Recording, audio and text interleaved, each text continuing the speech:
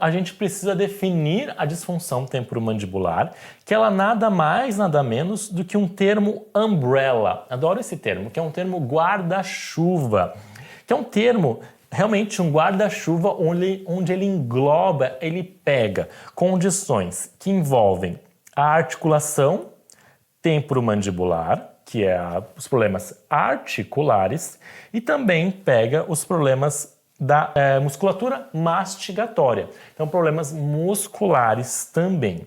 E, obviamente, entre eles, temos as estruturas associadas entre ATM e musculatura.